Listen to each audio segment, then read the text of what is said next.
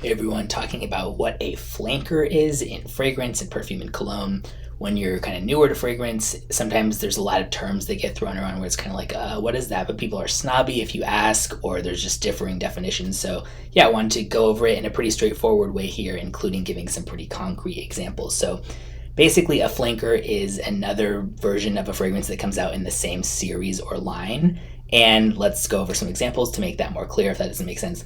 One, so for example, the popular fragrance Le Male by Jean Paul Gaultier, that's the original. Some flankers of that are Le Male Aviator Edition, Le Male Eau Fraiche, Le Male Essence, Le Male in the Navy, Le Male Le Parfum, all these other versions that are like the same thing, but then like something else about it and, a different, usually often like a similar looking bottle, but with something slightly different, but it doesn't have to be.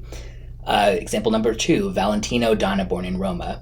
Then that has flankers like Valentino Donna Born in Roma Intense, Valentino Donna Born in Roma Choral Fantasy, Donna Born in Roma Yellow Dream.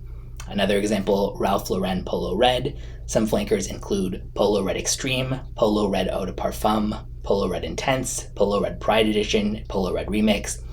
Marc Jacobs Daisy is another example, very popular one. That has like a ton, but a couple are Daisy Oh So Fresh, Daisy Love, and Daisy Bloom that are all flankers of the original Marc Jacobs Daisy. Givenchy Gentleman is another one that has Gentleman Eau de Parfum, Gentleman Cologne, Gentleman Eau de Toilette Intense, Gentleman Eau de Parfum Reserve Privé, among others. And one more example, Yves Saint Laurent La Nuit de l'Homme has La Nuit de l'Homme Blue Electrique, La Nuit de l'Homme Eau de Parfum, La Nuit de l'Homme Intense, and a bunch of others, as with many of these. So a couple of misconceptions about these that sometimes come up.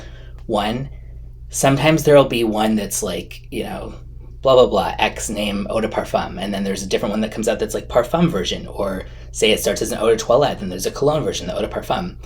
That is about the concentration of the fragrance, like how much of the level of fragrance versus, say, the alcohol amount in it is in there. And I'll link in the description of the video where I go over the differences between Eau de Toilette, Cologne, Eau de Parfum, what those things really entail.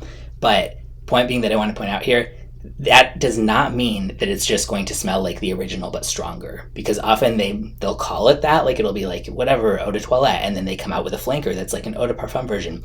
And I thought at first when I was getting into fragrances, I'm sure many people do, that it was like, oh great, that's going to be like the same one but just with a stronger version of it. Cool.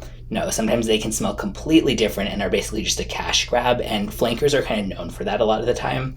Sometimes they really do smell fairly similar to the original.